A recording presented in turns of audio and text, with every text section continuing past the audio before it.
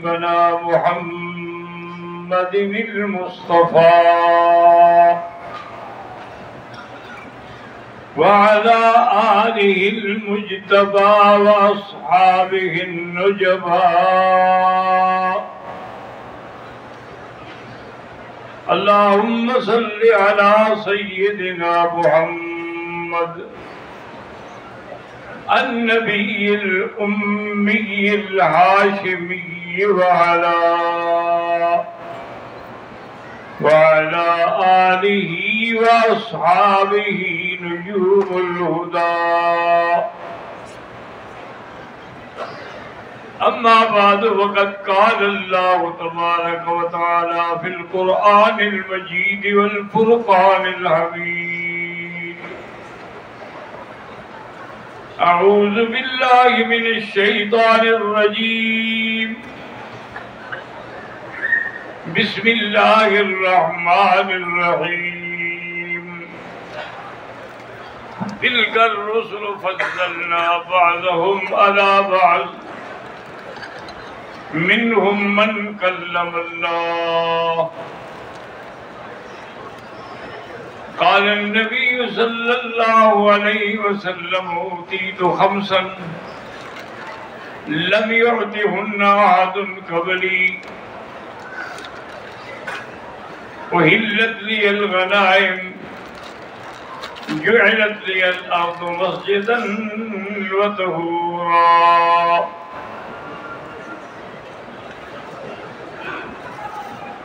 أو كما قال النبي صلى الله عليه وسلم: نصرت مسيرة شهر، نصرت بالرعب مسيرة شهر.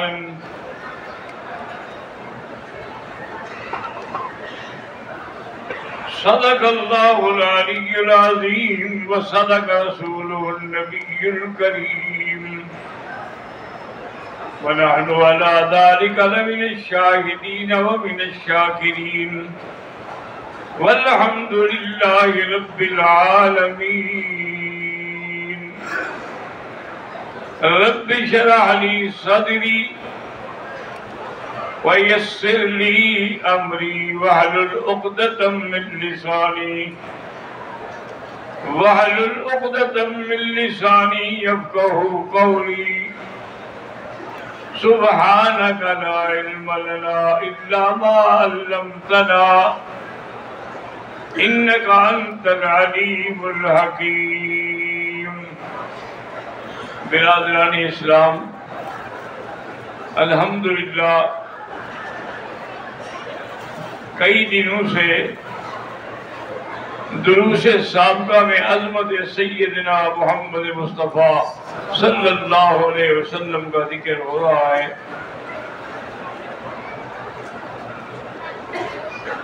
اللہ تبارک و تعالیٰ کا بھی ایک نظام ہے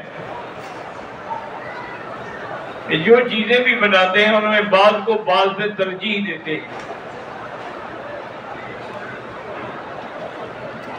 جیسے اللہ نے انبیاء بھیجے، بعض تاریخوں میں ہے کہ تقریباً 1,24,000 پیغمبر بھیجے گئے، لیکن یہ کوئی حدیث نہیں ہے۔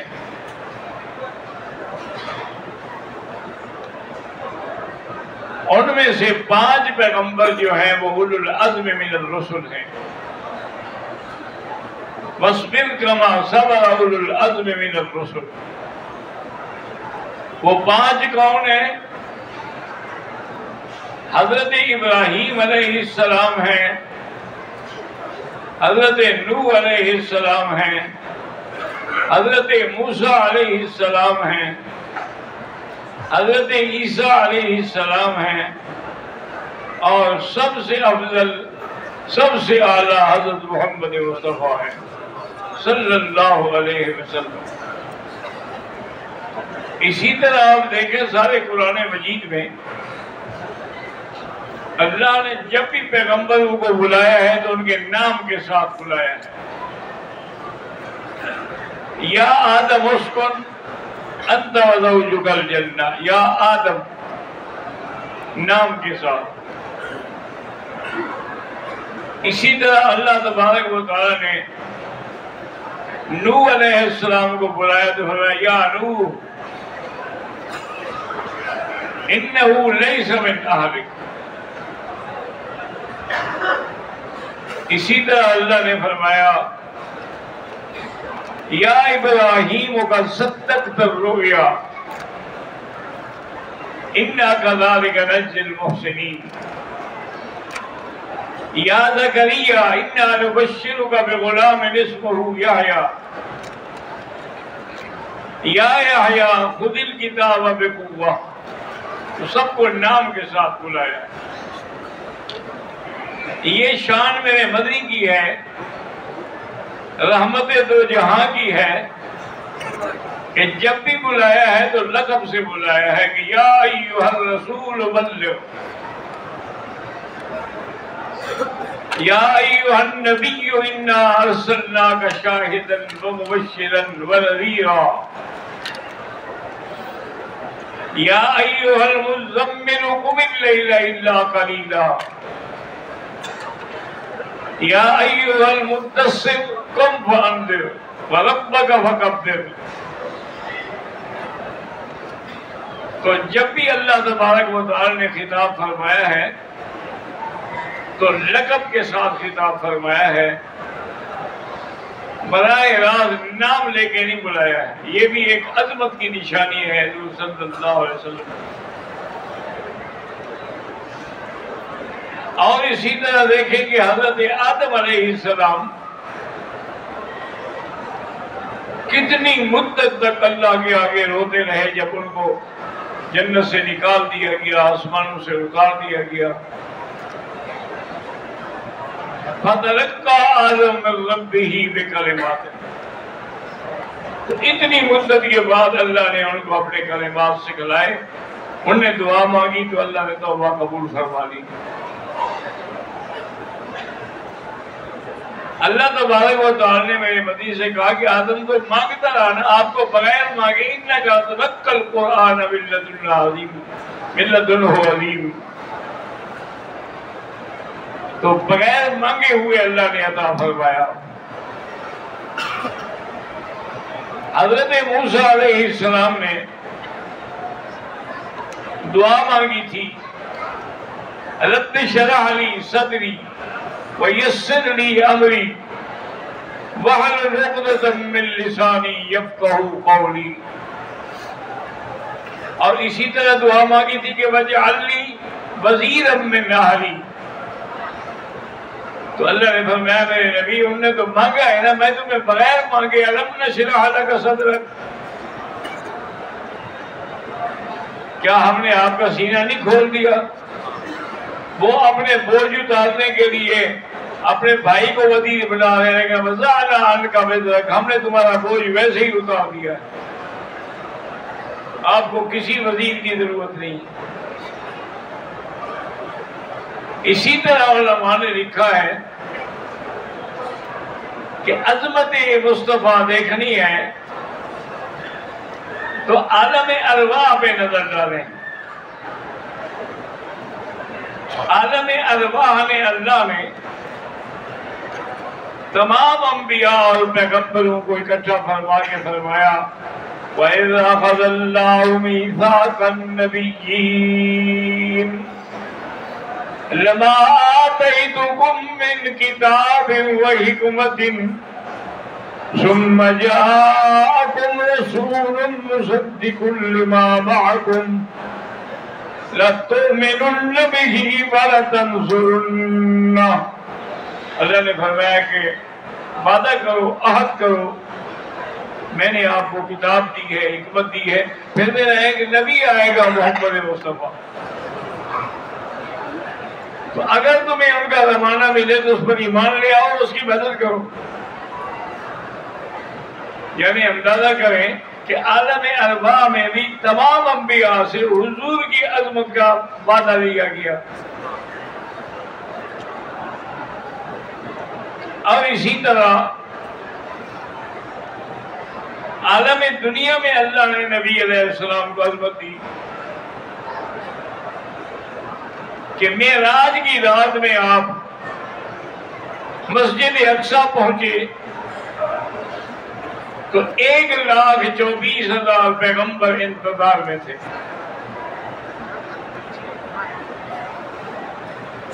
اب سب پیغمبر کھڑے ہیں، اذان ہو گئی، تکبیر ہو گئی.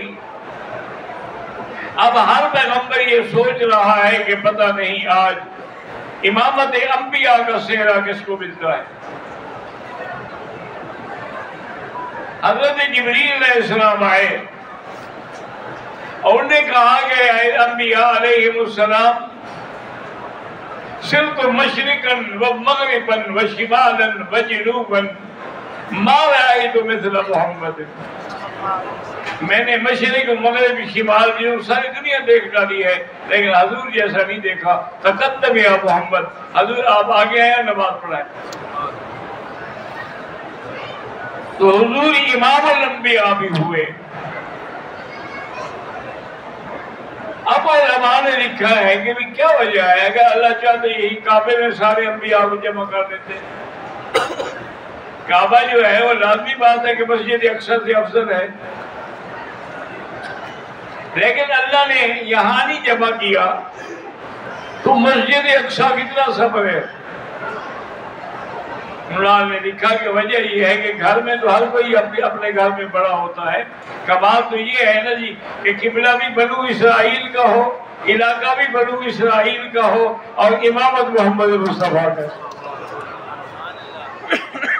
شان تو یہ تھی. پھر آسمانوں پر آپ کی عظمت دیکھیں کہ جب معراج ہوا ہے تو پہلے آسمان پر ہی حضرت آدم علیہ السلام سے ملاقات ہوئی. اللہ نے حکم دیا پیغمبروں کو کہ اپنے جگہ پہ پہنچ کے استقبال کرو میرے نبی. انہوں نے کہا مرحبا بالابن الصالح والنبی الصالح.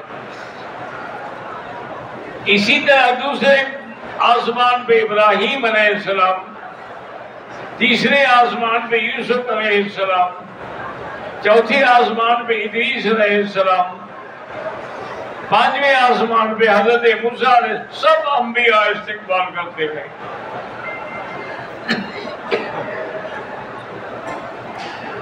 تو اللہ تبارک و تعالی نے زمین میں بھی عظمت دی اور آسمانوں میں بھی عظمت دی کہ تمام انبیاء وہاں بھی حضور کے استقبال میں ہیں. حضور صلی اللہ علیہ وسلم نے فرمایا کہ اللہ تبارک و تعالیٰ نے مجھے 5 نعمتیں ایسی دی ہیں جو کسی پیغمبر کو بھی نہیں ملی. ایک تو یہ ہے کہ میں اگر جنگ پہ جاؤں تو 1 مہینہ پہلے ایک دشمن کے دل میں روب پڑ جاتا.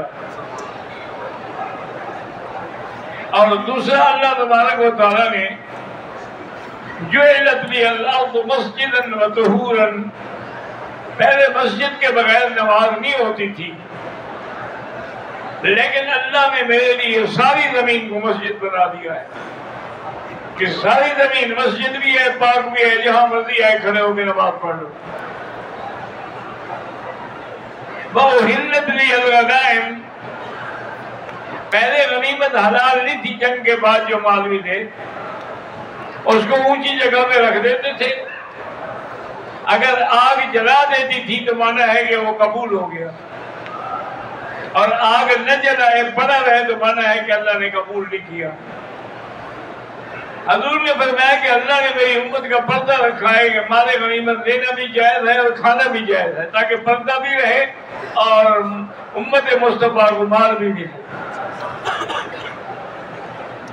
اسی طرح حضور نے فرمایا اللہ نے مجھے جنت میں حوض کوثر دینا ہے. حوض کوثر جو ہے اس کے جو پیالے ہوں گے نا پانی کے، وہ آسمان کے ستاروں کی مانند ہوں گے. اور وہاں حضور کھڑے ہو کر سیدنا ابو بکر سیدنا عمر ساتھ ہوں گے اور آپ پانی پلا رہے ہوں گے. تو فرمایا ہر نبی کو حوض بھی ملا ہے اور انہیں تمنا بھی ہے کہ میرے پاس آنے والے لوگ زیادہ ہوں. لیکن میں اللہ سے امید کرتا ہوں کہ میری حوض پہ لوگ زیادہ ہیں. اور اسی طرح حضور صلی اللہ علیہ وسلم کی قیامت میں بھی عظمت ہے کہ جب ساری دنیا میدان محشر میں جمع ہو گئی اور وہ بڑا سخت دن تھا، اب لوگوں نے سوچا کہ کس کے پاس جائیں. پھر فیصلہ ہوا کہ حضرت آدم کے پاس جائیں. حضرت آدم علیہ السلام کے پاس آئے اور کہا انت ابو البشر، آپ تمام آدمیوں کے باپ ہیں اور آپ سب سے پہلے خلیفہ ہیں. آپ کو اللہ نے جنت میں اپنے ہاتھ سے بنایا ہے، آج ہماری سفارش کریں، شفاعت کریں. اور شفاعت یہ ہو کہ بس پیشی شروع ہو جائے، یہ نہیں کہ کسی کو جنت ملے نہ ملے، نہیں، پیشی تو شروع ہو نا. اور نے کہا اذهبوا الى غیری، میں شفاعت نہیں کر سکتا میرے بغیر کسی اور پیغمبر کے پاس جائے. میں نے غلطی کی تھی جس کی وجہ سے آسمانوں سے نکالا گیا، میں کیسے سفارش کروں. حضرت نوح علیہ السلام کے پاس آئیں گے، وہ بھی فرمائیں گے کہ میں نے اپنے بیٹے کے لیے بخشش مانگ کے غلطی کی، اب میں نہیں سفارش کر سکتا. اذهبوا الى غیری. اسی طرح چلتے چلتے چلتے حضور صلی اللہ علیہ وسلم کے پاس آئیں گے، یا محمد اشفع لنا، ہماری سفارش کریں. آپ فرمائیں گے انا لہا، یہ شفاعت تو میں نے کرنی ہے اور کوئی کر ہی نہیں سکتا. حضور فرماتے ہیں علمنی محمد لم یعرفنی الان، اللہ مجھے اپنے حمد سکھلائیں گے جو اب میں نہیں جانتا، اور میں عرش کے نیچے سجدہ کروں گا، انہی محمد کے ساتھ اللہ کا حمد کروں گا. اللہ حکم دیں گے ارفع راسک یا محمد، محمد مصطفیٰ سر اٹھا لیں، جو کہو گے تمہاری بات قبول ہے. تو شفاعت کبریٰ بھی حضور کریں گے، اور اس کے بعد پھر شفاعت، کئی شفاعتیں حضور فرمائیں گے، کیونکہ سب سے بڑی امت جو ہے وہ حضور کی ہوگی. تمام ایمان والوں کی صفیں 120 ہوں گی، ان میں 40 صفیں سارے انبیاء کی اور 80 صف محمد مصطفیٰ صلی اللہ علیہ وعلا آلہ واصحابہ وسلم تسلیما کثیرا کثیرا. اللہ نے حضور صلی اللہ علیہ وسلم کی شان میں یہ بھی اعلان فرما دیا کہ یا ایھا الذین آمنوا لا ترفعوا اصواتکم فوق صوت النبی ولا تجهروا له بالقول كجهر بعضكم لبعض ان تحبط اعمالكم وانتم لا تشعرون. اللہ نے فرمایا خبردار ایمان والو، تمہاری آواز بھی میرے مدنی کی آواز سے اونچی نہ ہو. کہیں آواز اونچی کر بیٹھو تمہارے عمل برباد ہو جائیں گے، تمہیں پتہ بھی نہیں لگے گا. اور اسی طرح ایک دفعہ ایک وفد آیا، حضور اپنے گھر میں جا چکے تھے، وہ باہر کھڑے ہو گئے اور زور زور سے کہنے لگے اخرج الینا یا محمد. حضور باہر آئے، ہماری بات سنیں. اللہ نے فرمایا ان الذین ینادونک من وراء الحجرات، جو آپ کے حجروں کے باہر کھڑے ہو کے آپ کو بلاتے ہیں، اکثرهم لا یعقلون، یہ بے وقوف ہیں. کوئی اتنا عقل نہیں ہے کہ اللہ کے نبی جب گھر چلا گئے تو آرام کرتے تھے. وَلَوْ أَنَّهُمْ صَبَرُوا حَتَّى تَخْرُجَ إِلَيْهِمْ، اگر وہ صبر کرتے کہ جب آپ ان کی طرف آتے تو پھر آپ کو اپنا مسئلہ پیش کرتے. تو یہ باہر کھڑے ہو کے بلانا جو ہے، اب آپ خود اندازہ کریں، پیغمبر موجود ہے گھر میں اور باہر کھڑے ہو کے بلانا بھی ناجائز ہے. ہم تو اپنے ملک میں بلا لیتے ہیں نا، جھنڈیاں لگا کر، حلوے کی دیکھ پکا لی اور اس کے بعد حضور کو بلا لیا. انا للہ و انا الیہ راجعون. اللہ پاک فرما دیں کہ یہ وہ لوگ ہیں جن کو عقل ہی نہیں۔ تو حضور صلی اللہ علیہ وسلم کی عظمت شان جو ہے، جتنا آپ کوشش کریں ساری دنیا کی کلمیں ٹوٹ جائیں گی، دریا سوکھ جائیں گے، لیکن حضور پاک کی محبت اور عظمت ختم نہیں ہوگی۔ اللہ ہمیں عظمت نصیب فرمائے۔